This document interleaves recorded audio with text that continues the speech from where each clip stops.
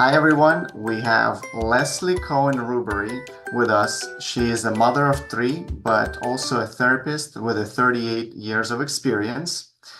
She specializes in families, couples, individuals, and children. She has a Master of Social Work and Special Education. What's interesting is that you have a training in several evidence-based therapies, including dialectical behavioral therapy, which I've never heard about, and I would like to learn more about, cognitive behavior therapy, acceptance and commitment therapy. So, welcome, Leslie, to our Brainrich Kids podcast. Please tell us more about what you do and what your passion is, and introduce yourself to our audience. Beautiful. Thank you so much for having me today. And I am excited to be here and to share with your parent community some of the ideas that I have gained and would love to put out into the world. So, as you said, I'm Leslie Cohen-Rubury. And interestingly enough, I had a master's in special ed, and then I went for a master's in social work because after working with the children, I said, these kids go home every day to the families, and I did not see, and this was, 30, 40 years ago, I did not see the work and the support that for parents.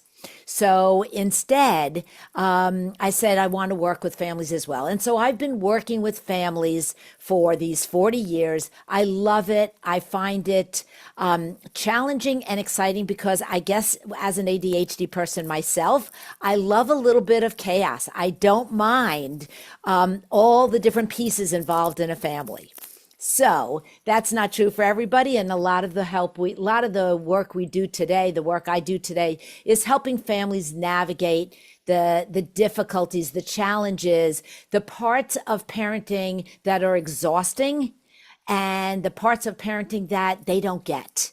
So I have recently, as you said, I've been in practice for 38 years, where I've been doing parenting lectures, workshops, individual and group therapy. But I also recently started a podcast for parents to get more of this resources and strategies and information out to other families. So, I love this work. You said, what are my passions? I am a passionate person Mhm. and I truly love to be out there and figuring out with families what's going on with their child just to make life more, not so you don't burn out. And it's interesting. I have a lot of energy, which is a blessing for me. And with all the energy that I have, I started to burn out about 5 years ago when we were in the middle of COVID, and I've always gotten many calls, but I was getting so many calls I couldn't refer them out fast enough. It was overwhelming. And I said, we need to get more information out to parents.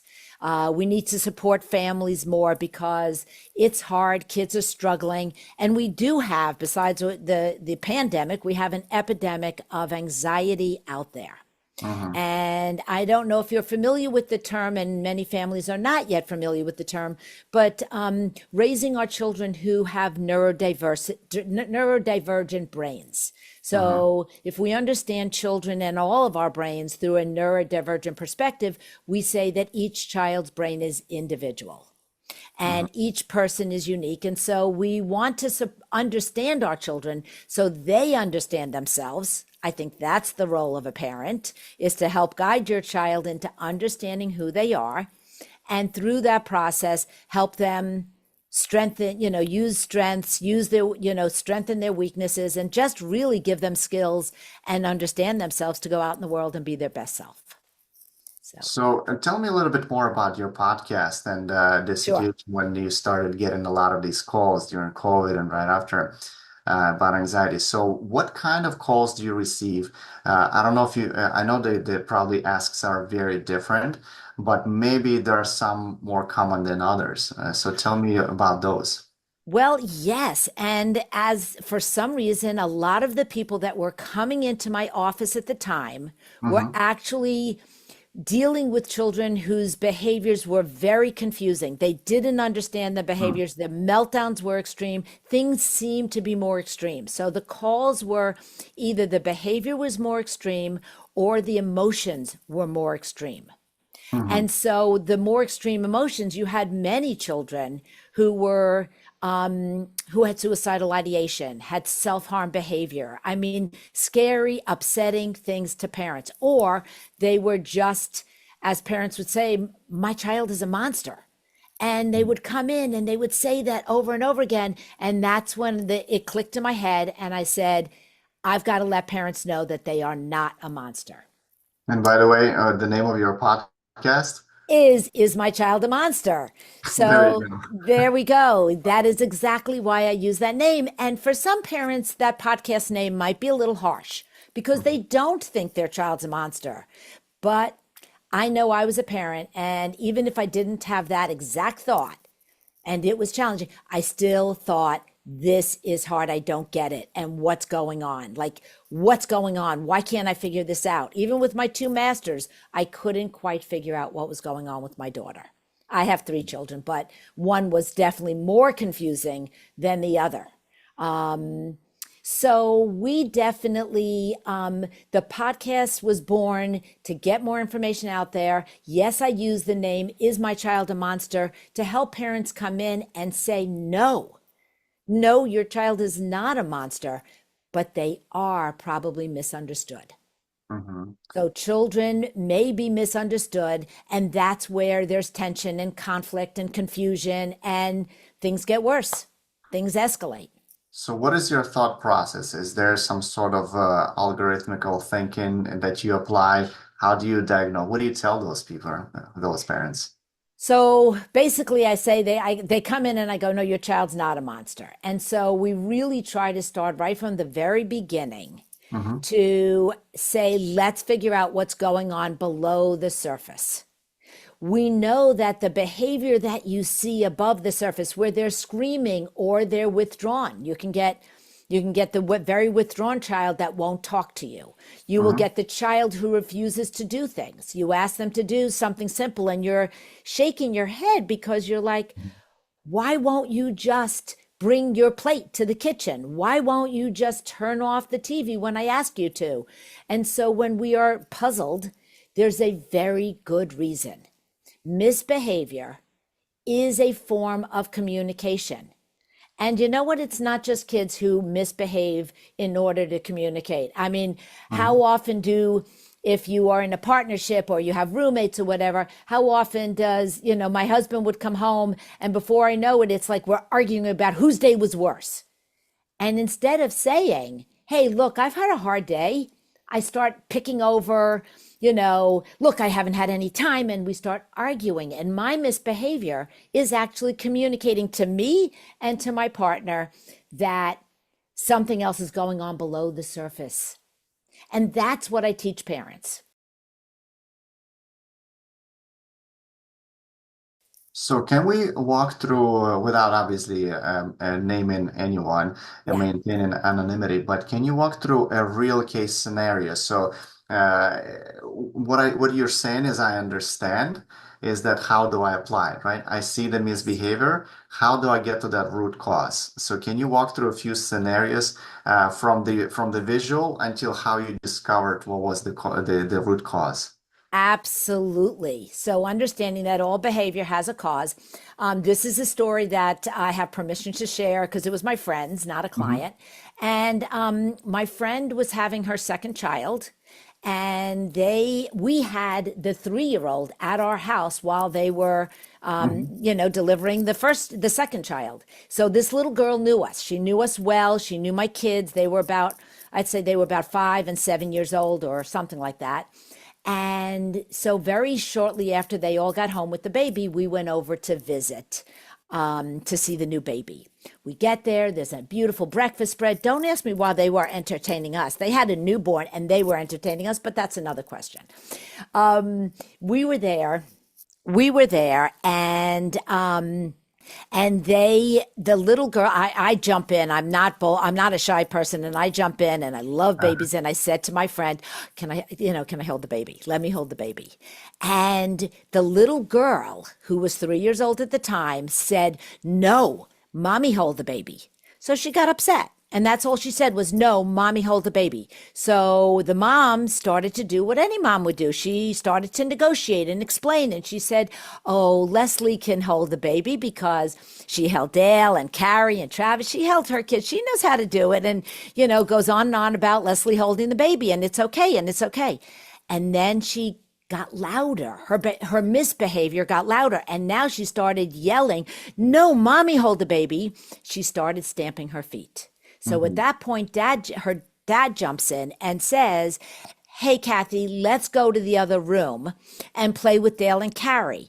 And of course, he's using distraction. Brilliant strategy, right? Let's try to get her mind on something else. That didn't work, and her behavior got worse. It got louder. She started almost having a full meltdown. She was on the floor, having a tantrum. And at that point, I don't know why, but I decided to jump in because no, dad at that point said, okay, we're going to need to go upstairs and take a time out. So now we're getting to punishment, right? It's a place that most parents go to. And again, it doesn't understand the behavior. It just tries to stop the behavior, which I understand. Mhm. And at that point, I jump in and I said to her, hey, Kathy, I bet you want to make sure your baby brother's okay. And immediately, it was mind blowing. She said, can I have a bagel with cream cheese? The whole problem was over because the number one need below the surface from that misbehavior, the number one need is the need to be heard and the need to be understood. Children have that need, but every human has that need. We all have the need to be heard and understood. That's why we usually get louder. That's why we usually misbehave, because someone doesn't understand us. So that's the trick. You take the misbehavior where she's having a meltdown and you try to go below the surface. Now, there are four needs. Mhm. The need to be heard and understood is the main need. This was an example where it's the need to be, she wanted to be understood. She could not in any world, she would never be able to say, hey, I'm feeling a little anxiety at 3 years old, and I'm worried that my brother's not going to be okay. She didn't even know she had those feelings. Mhm. Okay. So it was very important to her to be able to have help expressing that need. I went below the surface. Parents can learn to figure it out because in the back of their head, they know it. When I tell a parent, I bet your child's a little anxious. Now, this is about school. This is about anything. They go, yeah, of course they're anxious. I'm like, okay, then verbalize that. But how did you know what to ask? How did you know that that's what was the root cause of her anxiety? Well, of course, I have a lot of experience, but as I said, it's sort of in the back of your mind that she's probably worried. It's just taking guesses. So Mhm. now that you said that, I remember being in the car once, and I did this with my own children, but I teach this all the time. They were twins. One daughter was being very mean to her sister, Mhm. and Carrie was supposed to be reading the map for me. And Dale was just being mean about it. And I don't exactly remember exactly what happened here, but I said something like, oh, Dale, it sounds like it's really uncomfortable that Carrie is having trouble reading the map. Mhm. And at that point, she goes, no, I'm just mad. And I'm like, oh, so you get it. You hit the target when the child lets it go. And if the child doesn't let it go, you missed it. Like I missed it at that moment. I did not know what was upsetting Dale. But in the case with this little girl, I took a guess and I hit the target like bullseye. I got it and she let it go. So it's practice and it's trying to ask yourself, oh, here's a way to get to what it is. You can ask yourself, you must have in your head, she must have a very good reason for yelling Mhm. at me. And if you say one of two questions, ask yourself, what am I missing? Or she must have a very good reason for doing this, for hitting her brother, for yelling at me, for whatever she's doing, whatever the child is doing. You may be able to get to it. And it helps us with those two questions. What am I missing here? Or you must have a very good reason for. And what if you ask? say like, hey, why did you bite your brother? And she says, I don't know. And then so then even if you do ask, sometimes they still don't give you the right answer. So how long do you proceed with probing and probing? Because sometimes what I've noticed, I do ask questions, but then they just disconnect and they run away and they get distracted with something else. Okay, very good point. It's a very subtle, important difference. Hmm. No one likes to be interrogated. Hmm. And when we ask questions, it's why did you do that? Why did you do that? Why did you? It feels more like interrogating and it feels like you're putting a flashlight in someone's eyes. They Hmm. don't know how to answer the question. I try to get rid of the question. I try to make statements. You must have a very good reason for is less of a question and more of a statement. And their brain, first of all, they feel like you're on their side. You're not saying, why'd you do that? You're saying, hey, buddy, I bet you had a very good reason for hitting your brother. Amazingly enough, my daughter was very oppositional, a lot of no's, and it boggled my mind as a parent. Even with my 2 degrees, I could not figure out what was going on. And that was the question that came from her when I was parenting her because she kept hitting her brother. And I didn't know. I did the timeout. I did everything I knew under the sun, all the behavior modifications and all the strategies I learned through schooling. But it was when I asked that question, you must have a very good reason for hitting your brother. For the first and only time, this had been going on for years, and it took a while, she said, Hmm. yes, because he teases me and I don't know what else to do.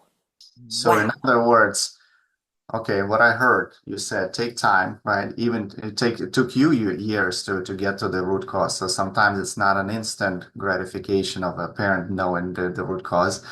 And Exactly. so what I hear is that even if you make the wrong statement, they will correct you if they feel that it's a wrong statement. So you kind of you're Yeah. still probing. If you hit the target, you win. You get Yep. the answer. If you miss the target because it feels unfair, and a kid is like, no, let me fix that. You're wrong. So they will fix you and they will probably give you the right answer. So it's kind of like a Yes. trick. Okay, I Yes. understand. Yes. Yes. Yes. And sometimes, like you said, you just won't get the answer because they don't know. You don't know. Hang in there because it may take a few years to figure out the underlying cause. Okay. That is okay that you may not always know. But there are things that we can look at, when we are looking at a child and who are they? Do they have difficulty making transitions? You talking about this is school. This is the time of the season, time of the year that kids are going to school making big transitions. Mhm. Parents, oh, it surprises me. This is where I get surprised that parents will call me and they will say things like, um, I have no idea why my child is acting the way they are. And I say, hey, is school starting in the next 2 weeks? And they say, yes. I'm like, well, how do they feel about those transitions? What has it been like in the past? And they go, well, they hate going to school. They hate starting school, or they get very anxious. And I'm like, okay. So the reason why they're fighting more with their brother is because they may have some anxiety. They're feeling more vulnerable. So the fighting with the brother may not be the real problem. It's just where the communication is coming out, where the child is basically struggling. They don't know how to verbalize that and they misbehave. And that's, there we go again. So, Again, I, so that's what what do we you look for. what do you do in this situation? This is an interesting situation, right? So we are in at the end of August right now, so the school literally starts at this particular moment. So okay, they hate school, they anxious, they don't want to go, so and they misbehave. What do you do as a parent? First and foremost, we need to accept that this is who our child is. I Mhm. know every parent out there probably would love the Hollywood version of the kid that goes off to school with a smile and a backpack and says, I'm off. I can't wait. Like we all want that. And we don't all get that Mhm. because some children find they have social anxiety. They have academic challenges. They get overwhelmed by how much stimulation happens in school. They get exhausted. There are so many reasons why school is not always easy. right? I had no idea I had these learning disabilities and all of that. And I went off to school. I don't remember having a hard time going off to school, but no one really understood why it was so hard. I mean, Mm. like it was exhausting for me. So we do want to understand that we need to, number one, accept our child for who they are. Okay. And then? And, well, we need to, number two, let go of the desire to fix our child. Mm. I know we want to help our children, but there's a difference between guiding our child and fixing our child. Fixing our child says to the child, you have to change, you should be like this, you should be like that. I mentioned before about neurodivergent children, everyone's an individual. If we're always shooting our children, we're making them feel like they're not good enough. We got to be very careful. Like even you should wear wear your shirt this way, or you should wear this outfit. It's not to say that parents shouldn't have a say. I want parents to have a say, but I also really want children to be heard and understood for who they are. Again, back to that one thing. So accept your child for who they are, let go of your expectations that you need to fix your child. Mhm. And when they're going through a hard time, the place to start is with validation. You Okay. cannot believe how we can de-escalate a lot of the conflicts, a lot of the problems through validation. Validation is not agreeing with your child. It is simply acknowledging what your child may be feeling, thinking, or doing. Okay. So when they hit their brother, I am not going to say, don't worry, it's okay. I know you're anxious about school, so don't worry about it. Nope, we have a rule, no validating the invalid. So instead, I will say, wow, and I'm going to validate, I have a feeling what I can see is that you're hitting your brother might be saying to me, and you tell me if I'm right about this, Guess, it might be telling me that you are a little uncomfortable about going back to school next week. Mhm. Is there a possibility, like, let's stop a minute. Is there a possibility that there's a connection between you going back to school, that making you uncomfortable, and then your brother bothering you and you hitting your brother? Mm. Even if they don't agree with you, you've planted that seed of awareness. Mhm. Mhm. You're taking a guess. And again, we may get the, no, it's not that. He's annoying me. And I'd say, okay, it sounds like he's annoying you. And I'm just going to validate them where they are. They Okay. do not have to understand. They don't, I mean, I know a lot of adults who cannot make that leap between yelling at their spouse and having a hard day at work. We don't always make those connections. That's okay. I may plant that seed, I might say it, I might let it go, but I'm going to validate where they are, because when I say, wow, your brother's really annoying you in this moment and you don't know what else to do, they're going to nod their head and they're going to say, yes, he's bothering me. Okay, we've just created connection. Mhm. Myself as a parent and my child, we've just felt this connection. It's like magnetic. It goes zip and we feel the connection. Now I'm more confident as a parent to send my child off into the world. We want connection. I It see. it helps them feel grounded. Yeah. So, one little question just to follow up on this, and then I want to come back to something interesting that you said about the four needs, right? So Okay. we mentioned one. So are you simple situation, child doesn't want to go to school, misbehaving. I understand that you don't want parents to be fixing their kids, but I think it is fair to say that parents want to fix bad behavior, right? So they Mhm. don't want the bad behavior, and they want to, especially when it's related to hitting something, taking toys from another kid, you name it. Okay. If the There. parents still want, the parent doesn't want to necessarily fix the kid, and that's that. I think most people will agree with that. But then parents still wants that kid to behave. So how do you do that? Well, I do ask the parents, what do you expect? This is when I do parenting classes and workshops. I always ask the group of parents, I said, hey, what are some of the things you expect your child? And you Mhm. know what? Nobody ever says, I expect my child to misbehave. Uh, They say, oh, I expect my child to be a, kind, caring, responsible human being. I'm like, yeah, great, fantastic. I do too. No one says I expect my child to misbehave. Well, let's begin with the fact that that behavior is not disappearing. Misbehavior is a form of communication. So why would it disappear? So first we have to adjust our expectations a little bit. Okay. Now, I'm also with you that I want to help children take responsibility for their behavior, right? And so the way I can get a child to take responsibility, let's say I do need to get my child to school. One of the things when they're nervous, and this is a simple and powerful technique, this is one of many, many, many ideas. There's something called dialectic thinking, which you said earlier in the introduction. What is that dialectic behavior therapy? Well, dialectic behavior therapy is a very complex form of treatment, fabulous form of treatment. But one of the concepts, because I can't go into it all now, is that we teach flexible thinking, which is called dialectic thinking. Mhm. Dialectic thinking, the definition of it, and it's a complex definition, but one of the definitions is that two opposing ideas can coexist at the same time. So most children go, I hate school. I don't, not most children.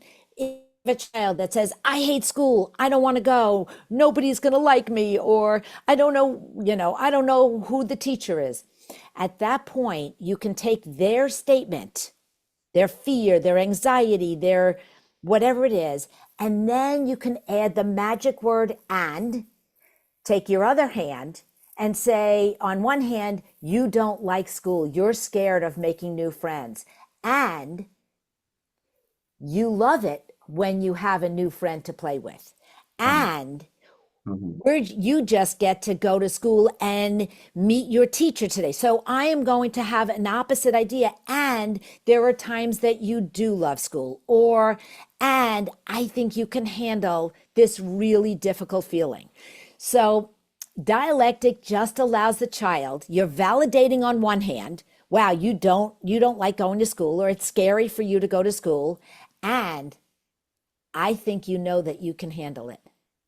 And I think this feeling will pass. And I think you can tell yourself, Mhm. I don't like it and I can do it. So we want to teach them to actually think this way. And so we give them the words. We model it and we give them the words. Again, practice, practice, practice. It will take many times, but it is very powerful. I don't want to go to school, and that's a feeling, not a fact. That's a feeling. Feelings come and go. So there's a lot to teach them, but dialectic thinking is a really powerful way to both validate your child and set the limit. I don't want to go to school, and it's time for us to get in the car. Now I'm taking that behavior and I'm not trying to change it. I'm just trying to set the limit. You don't want to go to school, and I'll see you in the car when you're ready. Mhm. It reminds me of how I talk to myself when it comes to me going to the gym. So I hate going to the gym, but I do like the benefits. I hate going to Yes. the gym, but I like the feeling when I'm out of the gym with all those endorphins flowing. Exactly. And I would just change the word from but to and. I hate going to the gym, and I love how I feel after. Lovely, right? It's a great What's way of, what's so magical about switching it to and not but? well, but is a word that is subtractive. It takes away, so it negates the first half of the sentence. So Uh-huh. if I say to you, your child comes home and they got 95 on a test, I say, you did great, but what happened to the other 5 points? Mm. Mm-hmm. If I say you did great, and I am curious about what, I mean, I wouldn't say this to my kid, but because I think 95 is fabulous. But if someone wants to say it's better than the but, you did great. And I wonder what you can do next time to get those extra 5 points. So Again, essentially, yeah, yeah, because I understand. My wife complains to me about that. She said, "Oh, did you like the dinner? Yes, I like the dinner, but you didn't wash the dishes." And she goes like, "But what about my dinner? You don't listen to me. You don't." And she starts going on and on about it. Okay, I that's understand. So, "but" is a really annoying word, and could be a magical word. Interesting. exactly, exactly. Okay. And holds the two parts together. And Mm-hmm. is a glue that holds both. It can be an uncomfortable feeling, and and one that is more supportive. So yes, it just holds the two ideas, perspectives together. You want to vote one way, and respect myself. I understand that you have a right to vote your way and I have a right to vote my way. And what's interesting is that, I'm listening to you and I'm thinking, what is the difference between child psychology and behavior and adults? I'm facing literally the same. I also have hard things that I don't want to do every single day. And when you describe it to me, it sounds like those techniques on how to make yourself do the hard things. For a child, they have a lot of things that they like to do, and they don't know how to express their feelings. So I think maybe that's the big difference. But It's I think the psychology of it is exactly the same. I love that you asked me that question because myself included, there are many, many adults who don't know how to accurately express what their feelings are. Mm, So it's not even different in that way. I mean, yes, children have a lot more to learn, but sometimes I think they're more willing to share their vulnerabilities because they haven't had 30 years of putting up the walls and protecting themselves. So I agree with your statement. And actually, that is why my podcast, if I can take a moment just to describe, my podcast is therapy sessions that I record live. So mm, parents volunteer to be on the podcast, and we are actually looking for new parents for the next season, but parents volunteer and they come and they share their trials and tribulations, and I work with them in a therapy session on air. That's the format of the podcast. And there are children that are 4 and there are children that are 17. So you would think many, many parenting podcasts are for the toddlers. So if you're raising a toddler, you go to that parenting podcast for toddlers. But if you have a 17-year-old, you want to go to a podcast for teenagers. Because of what you just said, my podcast, I believe wholeheartedly, is speaking to all parents and actually all relationships. Not every single one. I'm not an all or nothing person. I know it doesn't fit everyone, but yeah. the wisdom and the skills and the framework is good for all of us. So I have a podcast producer. She's, she's not a parent and she is learning. She loves it. She says, I'm never leaving Yeah. this podcast because I am learning so much about myself, about the way I was parented, and about my relationships. I mean, that's the beauty of this podcast. And I am proud to say that it may be hard because I'm not zeroing in on a target population, but you got it. You nailed it when you said, wow, we do have all these needs. And that circles us back to what you want to know. I bet you want to know what the 4 needs are. Yes, yes. I don't want to know. Okay. And these are 4 needs that I believe all humans have, but it's our job as parents to meet the needs of our children. As adults, here's the one big difference. As adults, it's our job to meet our own needs. Mhm. It is not my partner's needs. It's not my children's needs. It's my job as an adult to meet my own needs. But as a child, that is our job as parents. So the 4 needs are the need to be heard and understood.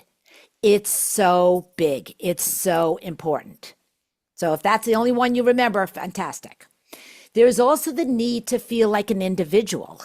So I think it's very important that we remember that our children are unique and we need to see them as individuals. So the idea where parents try to make everything fair, you're not going to be meeting the child's of individuality, because when everything is even and everything is fair, when everyone gets the same birthday present, everybody gets the same lollipop, you know what? I think the kid who went to the bank with the mom and got the lollipop, that's the kid who got the lollipop. And the other one goes, oh, I didn't get the lollipop. Okay, that's good. That's good practice to deal with disappointment. Mhm. So, feeling like a unique individual, our children will fight. There's more sibling rivalry, is a way of, I want to be seen as an individual. Mhm. There are more examples on that. The next need is the opposite of the need to feel like you're an individual is the need to feel a sense of belonging, that incredible feeling of fitting in. Now we know once you hit those middle school or adolescence, years, the teen years, your primary need is the need to fit in. So kids are going to be fighting. Everybody else is wearing those shoes, or everybody else has, social media on their phone, and they're going to come at you with that. And so instead of arguing, that's not what we do in our family. I don't care what everyone else is doing. You can say, I get how important it is for you to fit in. Like, Mm, acknowledge the need, go below the surface. And yes, they do have a need. So I might either give in or I might not give in. And I might say, how else can you feel like you fit in with your friends? Because that is important. It is so important that you feel like you fit in. And other things make children feel a sense of belonging, like family traditions, holiday traditions. Strengthen those holiday traditions.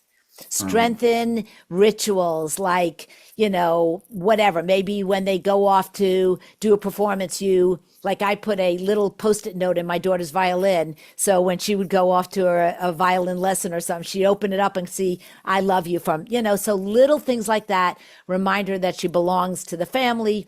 Chores make kids feel like they belong in the family because it's a family unit. So that's the third need. The Mhm. fourth need is the need to feel capable.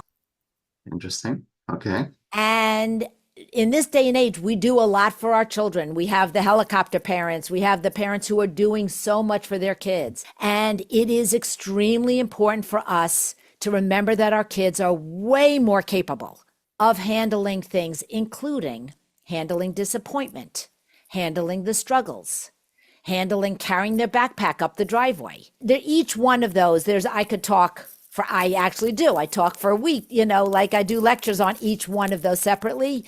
But overall, I call it staying one step ahead of your child.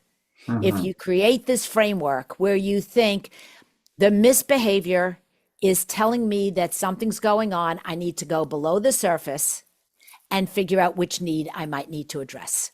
So Let me making kids feel capable is very important. That means letting them take risk, and that's scary for so many parents. let me take let's play a guessing game. So to see how well I understood you, right? So Okay? we took a little time and we kind of talked about understanding, feeling understood. So that is very clear. Feeling the individuality. So I guess if the kid is saying you don't care about me, it's all for the other kid, especially when there's two or more kids, right? So you always do everything for this, especially probably for the little one, right? Because there's Yes. more attention on the little one. So what are the other key phrases that I've heard from what I'm trying to remember? So like you didn't ask me, you always tell me what to do, you never ask me what I want, and that type of a scenario, not exact phrases, but those, right? When it comes to even eating the food, right? Morning breakfast, you name it.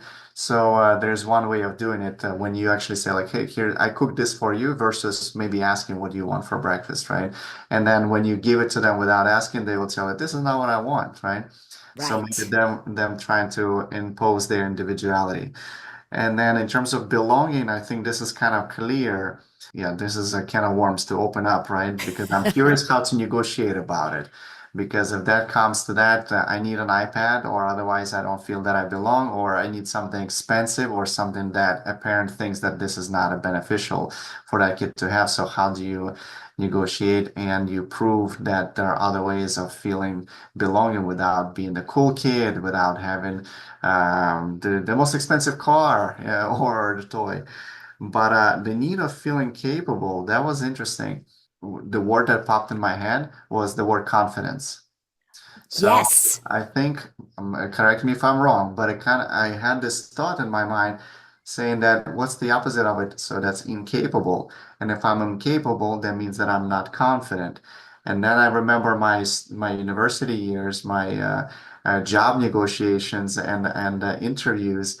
And I remember those kids that were confident or even a little bit more overconfident, they got better jobs, they got better salary, they got better girls if they were guys or the other way around. So I want you to give me a little bit of your take on this feeling capable. So what exactly the parachute parents do or whatever the words are these days and what would you say about that?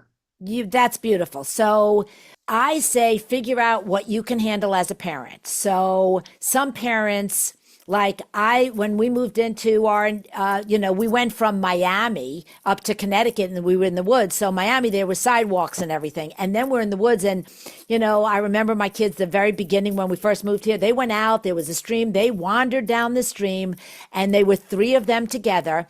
they were 9 and 7 and 7, and they came back, and one of them got a bee sting. I Mhm. still think they can tell you the story to this day of that adventure because, yes, something went wrong. One of them got stung, and they're like, do we all stay here? Do we send one person home? What if the one person gets lost? What do we do? They were so cute. But they're handling a tough time Mhm. was their way of feeling capable because when you get through a tough time, you remember that. And it is just, you get confidence. You say, I did it. And just like you say, when you go to the gym, I don't want to go, but afterwards you get to be proud of yourself and say, I did it. And confidence comes from the opportunity to do things like that. So playing unstructured play is so important. And the more structured play we have, the less we rob kids of the ability to have those challenges. Mhm. So unstructured play is a way of allowing your child to have more opportunity to take risks. I understand why we've made playgrounds incredibly safe. Like, thank goodness we've made them incredibly safe. And if we take away all danger, we actually that's not life, that's not real, right? Because we will still get hurt, kids will still bump into each other, and still kids will still hurt each other's feelings. So life happens. I think we can try to help them as much as possible. Just I remember when we moved into town, my son was 9 years old. His friend from his class was just less than half a mile up the street, but I live on a narrow, winding street. And I taught my children how to walk on the streets. I taught them to handle the risk. So for him, I told him how to walk on a street where you can't see the cars and there is no sidewalk. And he gets there. The mother calls me up. I promise you, every word is true. She calls me up and she says, oh my God, no one in Reading lets their kids walk. I said, why? She says, it's dangerous. I said, oh, I know that. It is very dangerous walking on these streets. She said, well, but nobody lets their kids walk. I said, no, I taught him how to walk and I taught him how to handle the risk. Again, that's an amazing thing. Now, was I nervous when he did it the first time? Of course I'm nervous. I'm like, okay, let me peek out the window. Let me watch him walk down the street. Like, I'm not saying everything's fine. It's nerve-wracking. It's hard. A parent said, my daughter fights with me getting in the bath every time. And I said, tell me a little bit about your daughter. She's 5 years old. She's very independent. I said, stop right there. She's very independent. Independent kids like to do things by themselves. I Mhm. said, why don't you see if she can run the bath before getting in the bath? And the mother looked at me like I told her to go walk on, I-95. And she said, but that's dangerous. I said, teach her to handle the risk. Show her where the hot is, where the cold is. Show her what hot water looks like with steam. Tell her how to test it with putting your hand in real fast. Well, that mom came back and said, oh my God, that was fantastic. She's running the bath. She's so excited. We don't have a problem anymore. That's the idea of feeling capable. That's the idea of taking the misbehavior where it was like a fight to get in the bath every night and figure out what it is. And I also want to say, none of this is easy. So we need to practice, practice, practice. But these are important ideas. And I love to help parents create a framework of how to help their children. Yeah, I see it a little bit more often than you could imagine. So we make this indoor play gyms, right? And usually people start using them when they're 2, 3 years old. But I've seen parents that take newborn or when they just start making any moves and they let them fail, meaning they let them do the wrong move. They let them get stuck. They let them get. I cannot really say what it does for the rest of their life, right? I don't have that visibility, but I've noticed different approaches to how different parents do it. And my theory is that I think that part where you kind of a little bit loose, we call it that taking controlled risk, right? So Yes. we make this indoor play gyms for kids, and this is something that you can install in your house and have 24/7 accessibility, but also ability to observe and correct behavior. So to kind of take your hear your take on it. How do you convince a parent that your kid may get hurt and it's okay? What do you tell them? Well, that's what I call life. And I don't need to teach that to any human being who's been, had any years trying to live life. We all know that there are pains. We don't avoid that. We can't avoid the pains in our life. So I say to parents, do you want to help your child avoid the pains, which is impossible, or will you feel more confident as a parent if you send them out in the world to be able to know, for them to have the belief that they can handle the pain, handle the struggle. And so most parents would agree, no, I want my child to be able to handle the struggle. Then I say, then the idea of taking, like you said, controlled risk, calculated risk, asking everyone to take one giant step of letting their child take some chances is very, very important. And if it's really hard for you as a parent to take a risk, like not everybody would let their kid walk down the street, fine, you don't need to. But will you let your child use the toaster by themselves? Will you let them, use the vacuum and maybe whatever? So let them do a risk that you feel that is a little bit of a push for you, that's a little challenge, because it is. I just try to ask parents, what child do you want? A child who's afraid to go out into the world, the child who is incapable, who is scared to go out in the world, or the child who has the confidence, like you said, to be able to say, I can do it. Yeah, I want to get your opinion on this.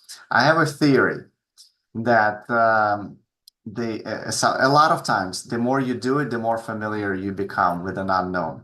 So in our case, right, simply because I talk to so many parents on our end, they compare their child behavior on the playground, outdoor playground, and the one that we make for the indoor.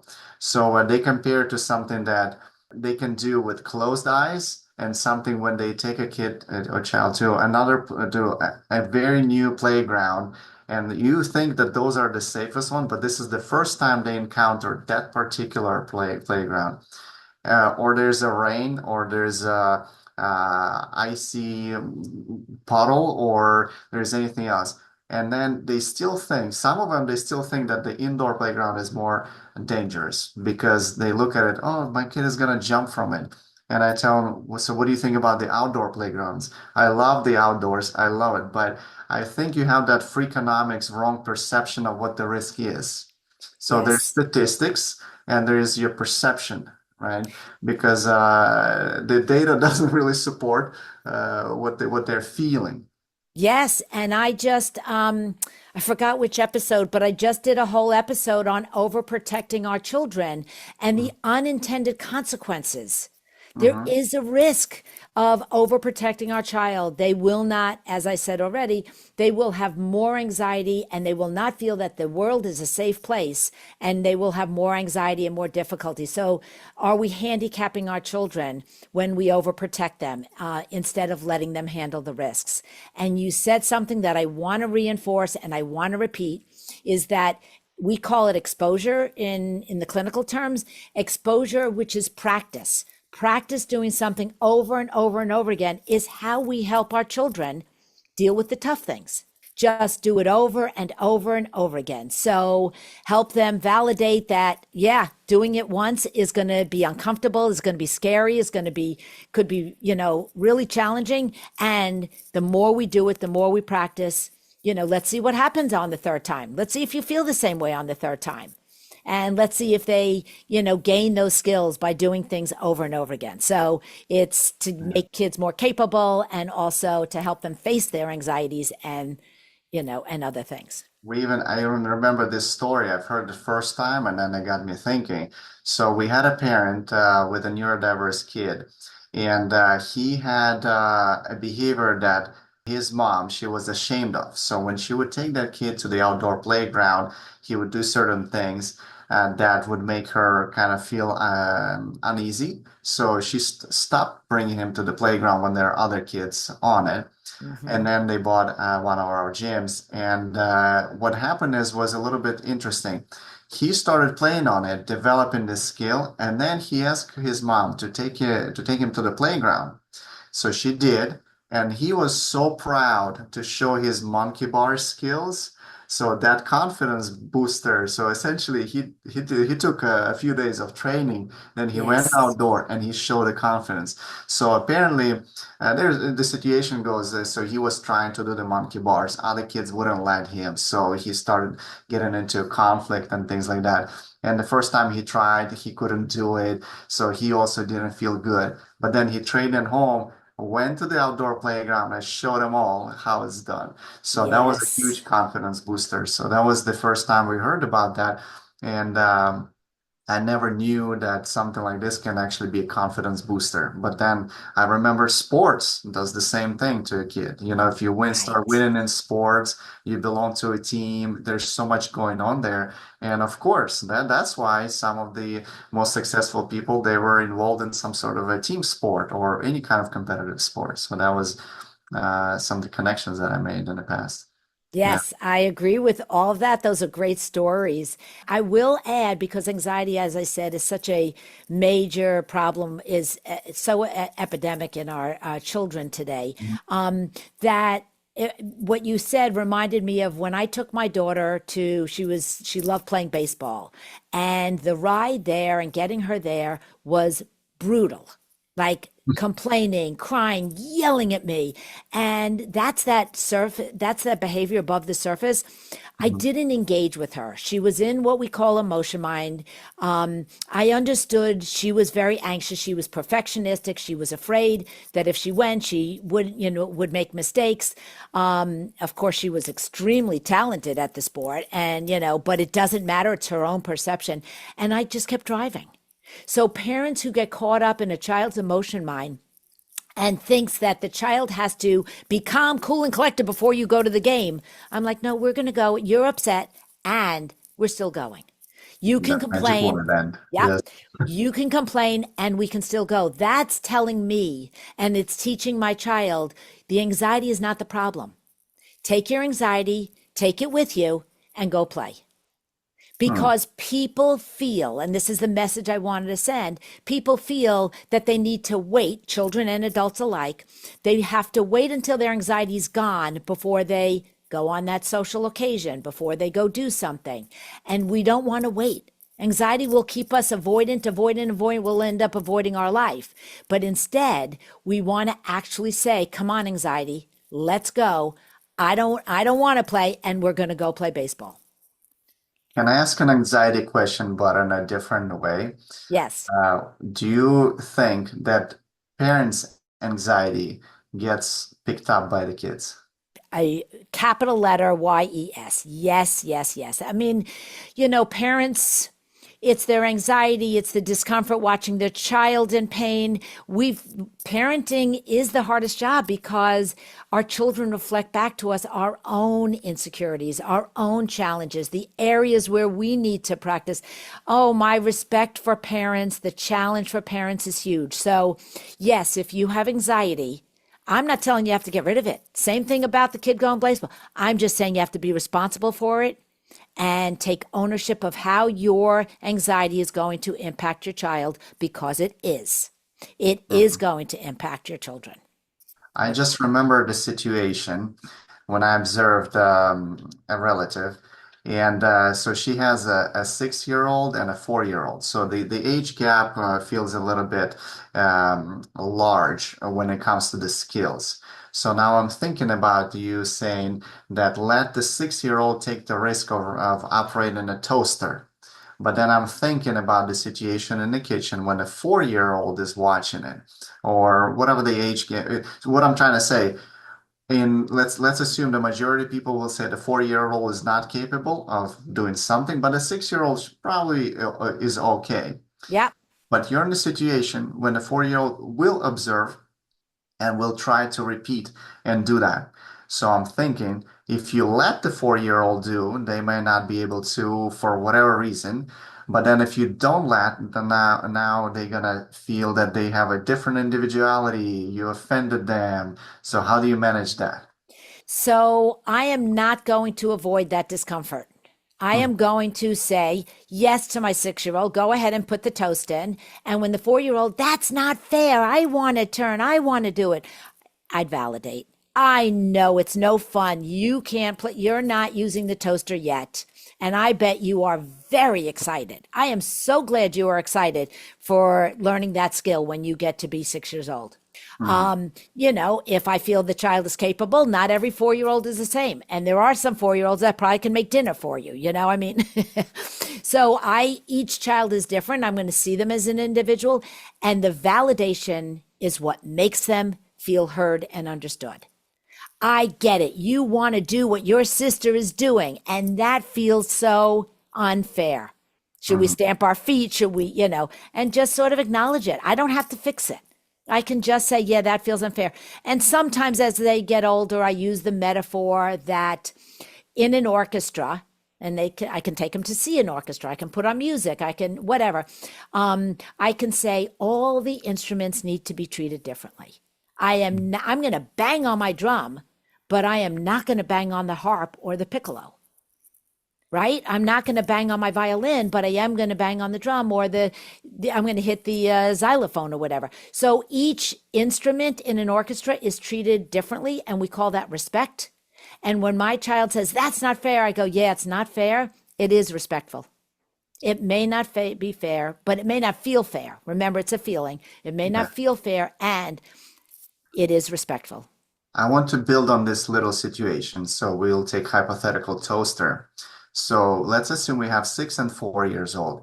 Yeah. The 6-year-old tried it for the first time, success. The 4-year-old saw it and said, I want to make my toast as well.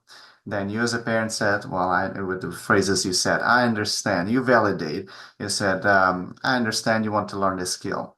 And then let's say the next day, the 6-year-old is making the toast by themselves, and the 4-year-old jumps in and starts doing the same and succeeds. Uh-huh. So then the 4-year-old calls the mama and says, Mama, look, you told me I cannot do it, but look, I can do it. Yeah. Now the 6-year-old says, but you cannot do it. And the 6-year-old is starting schooling and teaching the 4-year-old, you cannot do it because so the 6-year-old is older, right? Taking a little bit of a parental role. So then the parent comes in, and what does the parent do? Hypothetical situation. Parent says, "Oh, to 6-year-old, that's fine. Since 4-year-old already did it, let him do it or her." And Uh-huh. then the 4-year-old feels, "Oh, I'm so cool. Look, I'm a grown up." 6-year-old feels that, Yes. hey, look, yesterday, parent, you told me with your authority that the 4-year-old cannot do it, but now you do. So now I'm invalidating the parent. So tell me a little bit about this in this hypothetical scenario. How would you describe the situation? What suggestion would you give to a parent to maintain authority or to be flexible? Yes and yes. Yes, you want the parent to maintain their authority, and my child talking back to me or misbehaving does not threaten my authority. And a lot of parents lower themselves and have power struggles because they think their child can take away their authority. No, my child can talk back to me. My child can be angry with me. My child can be upset, and I'm still comfortable with my authority. So I don't have to maintain my authority through power. I have to maintain my authority more like a pillar of support. I've got it. I feel it. And so when your child argues back and says, that's not fair, and, I'm the only one who should be doing the toaster for the 6-year-old,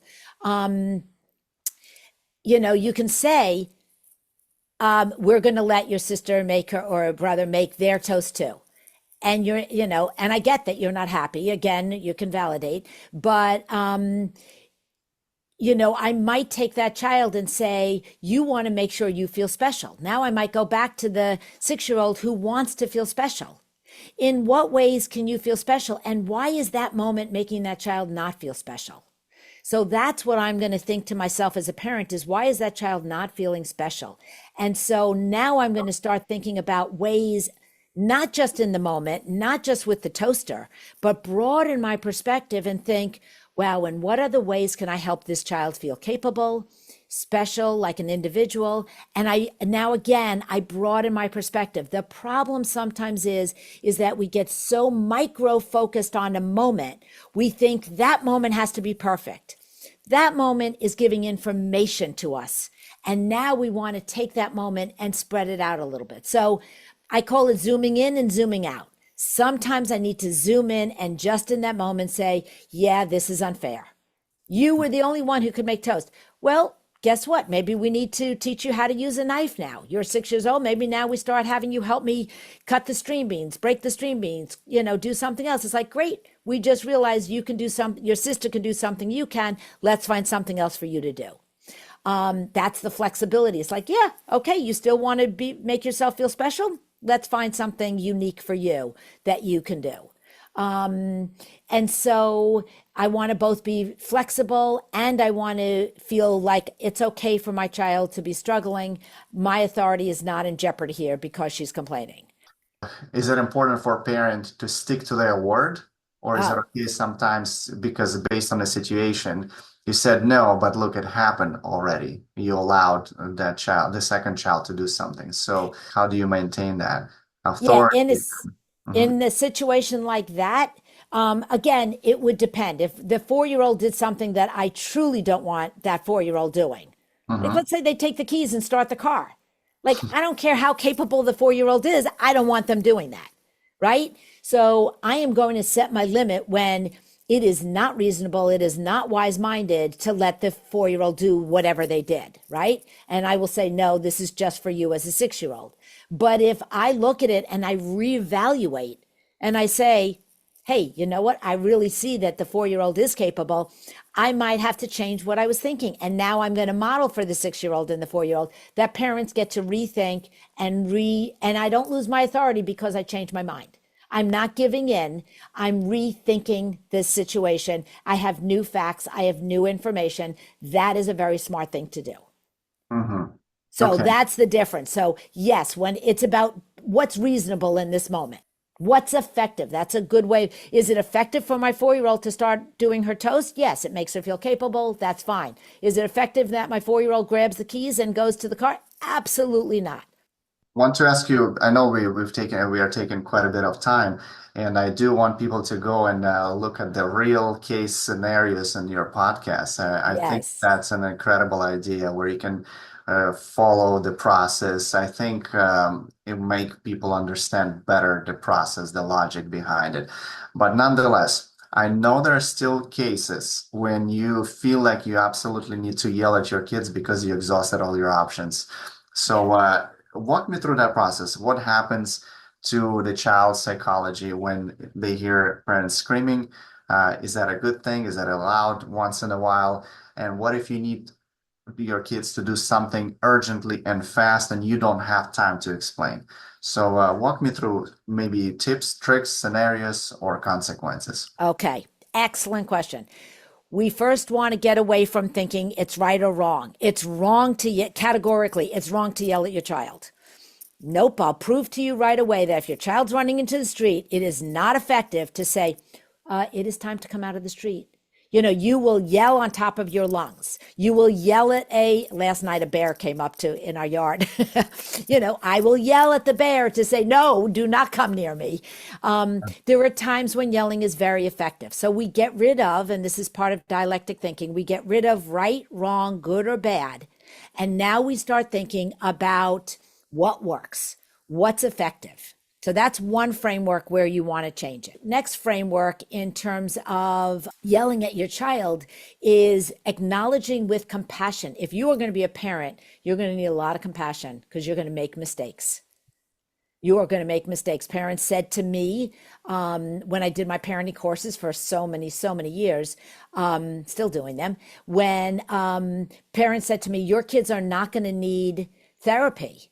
I said, oh, no, no, no. You guys have all college funds. I have therapy funds for my kids. Of course, my kids are going to make mistakes because, as you can probably hear, I'm a pretty intense person. I have a lot of passion. I have a lot of emotion, and I'm not ashamed of my emotion. So my kids have heard me yell many times. But two things about it. One is I have compassion for myself that I am not a horrible human being because I yell. Mhm. If it wasn't part of being human, we wouldn't have the yell. Second, there are times when it's effective. I want to have compassion for myself. And third, and most important, I can be responsible for when I yell. So, one of my worst parenting moments, and I forget what episode this is in, but I explained it in detail. So you can go find the episode where I explain this. My worst parenting moment was also my best parenting moment. My Mhm. worst parenting moment was when I yelled and I broke my sink because I slapped my hand down. It was a disaster. My kids got scared. They went upstairs. They came down really upset with their piggy banks, all of this. And the first thing I said to them was, that was my anger, not your anger. Because they were apologizing. Mommy, we're sorry we made you so angry. I Mhm. clarified. I made the huge, important distinction. That was my anger, not yours. You did not cause me to break the sink or yell. I yelled because that was the only response in the moment that I had access to. That was what I did. And I know that it was not what I would want to do in the future. And I think it scared you. It made you come down, and it might have even made you feel like, that you don't love me. Oh, I remember the name of the episode. It's the 3-step apology. It's my Mhm. apology episode. And Okay. so the a 3-step apology is state what you did. I yelled, I broke the sink, my face got red, I raised my arms, I looked really scary. And the second step is, what was the impact on you and everyone around you? And 3, what is your amends? It might be say I'm sorry. It might be, what am I going to do next time? It might be that my amends is to show them that I have new ways of dealing with being angry. And Mhm. so those are 3 very, very important steps, but we are going to yell. We are human. And I don't need to do that each and every time, because you're not a terrible person. We lose our temper, and you just take responsibility for it and don't blame your children for it. Because if there were 7 adults in the room when that situation happened, when I yelled, 7 adults would have handled it differently. So my children did not push my buttons, even though we say that. There's no button to push. My vulnerability and I was vulnerable, and it triggered me, but it was my anger, and I take responsibility for it. I see. Okay. All right. Maybe a little bit more cheerful moments. Yeah. School season starts. Kids for the first time they're getting ready to go and they take in their sweet time. What are the negotiation tricks that you would provide for parents to use in their arsenal? Okay. So one is, expect the problems, expect the misbehavior, expect whatever problems to show up. Maybe it's your stress of getting them out of the house, maybe, and things like that. So number one, connect to think about, where is this going to be stressful? We actually have a skill in DBT called cope ahead. Cope ahead is, think about where the problems are going to show up. So as Hmm. a parent, you need to do that. You need to think about where are the problems going to show up, because rushing the kids in the morning is really stressful. Okay, I'm going to prepare for that. I get upset. I don't, but some parents may get upset in the rushing moment. So think about that. Think about how you want to handle it. So then it's, think about that. Maybe talk to your children and ask the same question. Hey, school is starting. What are the things that are difficult for you? Where are the things that are difficult? And remember the dialectic. What are the things that will be easy for you? What are the knowns? What are the unknowns? So you could do a little discussing with them. Some kids like to talk about it, some kids don't. Another thing that parents can do, besides what to expect and start to prepare yourself, is really say, what am I going to do when it doesn't go the way I want it to go? What am I Hmm. going to do when it doesn't go as planned? And plan for those messed up, difficult, messy moments. And Hmm. that's my best advice, because they're probably going to happen. And remember, every kid is different. So some kids start the school with a lot of trepidation, a lot of anxiety, and a lot of kids start school on a high note. And then a month into school start to, fall apart. Then, all of a sudden it gets difficult if it's an academic challenge versus a social challenge. And I know this is too late for this year, but I don't love starting at the last minute, which is when everybody remembers that school anxiety is going to show up. school anxiety, social anxiety, these are things we want to look at on a daily basis and a long term. So, if a child has social anxiety, spend not every day, but keep that in your mind all the time. So when you go to the supermarket, you might say, hey, would you hand the cashier my credit card? Would you do that? So that they start to practice in small ways, maybe when it's not their friend. And you think, how can I give my child a little practice? So even Mhm. though it's very intensified the day before school, the week before school, try to broaden your perspective and think, okay, we got to work on this. If this is a problem, I'm going to spend the next year, the next 18 years working on this as an issue. Mhm. And in the moment, I do have a lot of other little strategies, but um, again, coping ahead using your mindful awareness of staying calm when it's going to get difficult, and the same for your child. What are you going to do when I'm yelling at you to get in the car and we need to rush? What's going to help you when that's happening? I want to share a feeling. Okay. So, speaking to a therapist, I feel upset. And here's why. Because I asked you a specific question, and then I said, I want to understand what can I do to my kids? And then you said something at the beginning of the podcast, which I heard, but I didn't really apply. You said, stop fixing your kids. So then I realized I asked you how to make kids do this, and you're telling me, no, you have to work on yourself. I said, no, what can I do so that my kids do this? And so it kind of brought that idea from the very beginning of our session. You said, stop fixing the kids. And I feel that all you're telling me is how to fix me, right, as a parent. And I think it's actually really smart because if I do plan for when it's going to go and not going to go my way, when I plan, that means that I'm probably in a state of calmness. If I plan and I can predict that, oh, they're gonna try to decide what to wear for 20 minutes.